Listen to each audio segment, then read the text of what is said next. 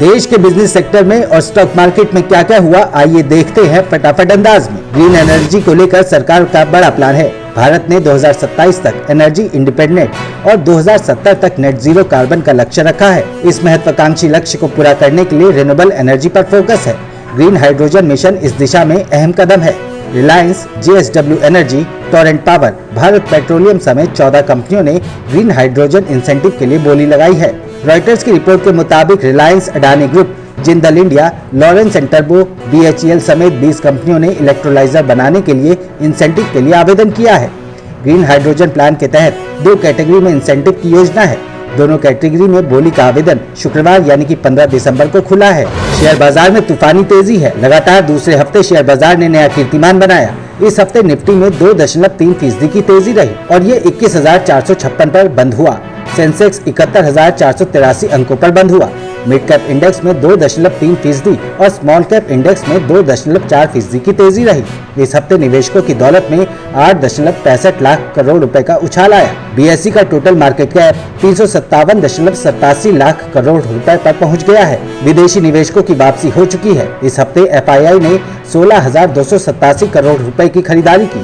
DII ने net आधार पर 2,592 करोड़ रुपए की बिकावली की। IT इंडेक्स में 7% और PSU इंडेक्स में 4.6% की सबसे ज्यादा तेजी रही। HCL टेक निफ्टी का टॉप गेनर रहा और इस हफ्ते 9.3% की तेजी रही। BPCL टॉप लूजर रहा और इसमें 4.6% की गिरावट रही। डोम्स इंडस्ट्रीज IPO को भी निवेशकों से जबरदस्त रिस्पांस मिला है। नंबर ऑफ एप्लीकेशन के आधार पर यह देश का चौथा सबसे बड़ा IPO बन गया है। इस IPO को 46,05,000 एप्लीकेशन मिले हैं। टाटा टेक्नोलॉजी को सबसे ज्यादा 73,58,000 एप्लीकेशन मिले थे। हाल ही में टाटा टेक्नोलॉजी की दमदार लिस्टिंग हुई है। 13 से 15 दिसंबर के बीच ये IPO खुला था। नंबर ऑफ एप्लीकेशन आधारित देश के सबसे सक्सेसफुल IPO की बात करें तो टाटा टेक्नोलॉजीज IPO को 73,58,000 एप्लीकेशन मिली। LIC IPO को 73,38,000, रिलायंस पावर को 48 लाख, डोम्स IPO को 46,05,000, ग्लेनमार्क लाइफ IPO को 39,05,000 और SBI IPO को 39,04,000 एप्लीकेशन मिले थे। ओला के को-फाउंडर और CEO भाविश अग्रवाल ने देसी चैट GPT लॉन्च कर दिया है। इसका नाम कृत्रिम AI है, जिसे 22 भारतीय भाषाओं में लॉन्च किया गया है। भाविश अग्रवाल ने इसे 15 दिसंबर को लॉन्च किया, जो एक मल्टी लैंग्वेज मॉडल है। इस AI की मदद से भाविश अग्रवाल AI के ग्लोबल कंपटीशन में टक्कर ले रहे हैं। भारत का ये AI चैट GPT और बार्ड को टक्कर देगा। भाविश अग्रवाल ने भारत के AI का नाम कृत्रिम यूं ही नहीं रखा, बल्कि इसका भारत की संस्कृति से सीधा नाता है। AI यानी कि आर्टिफिशियल इंटेलिजेंस को हिंदी में कृत्रिम बुद्धिमत्ता कहते हैं। संस्कृत में भी आर्टिफिशियल को कृत्रिम कहते हैं। ऐसे में ये नाम भारत की संस्कृति को दिखाता है। सबमरीन, नेवी शिप और तरह तरह के वेसल्स बनाने वाली mini Ratna company Mazagon dock को बाजार बंद होने के बाद विदेश से बड़ा ऑर्डर मिला।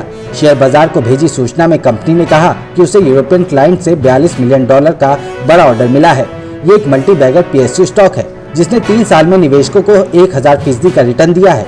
ये शेयर 2082 रुपए पर बंद हुआ। BSE की वेबसाइट पर उपलब्ध जानकारी के मुताबिक यूरोपियन क्लाइंट से मजगाव डॉक को 3 मल्टीपर्पज हाइब्रिड पावर वेसल बनाने का ऑर्डर मिला है। ये ऑर्डर $42 मिलियन अमेरिकी डॉलर का है।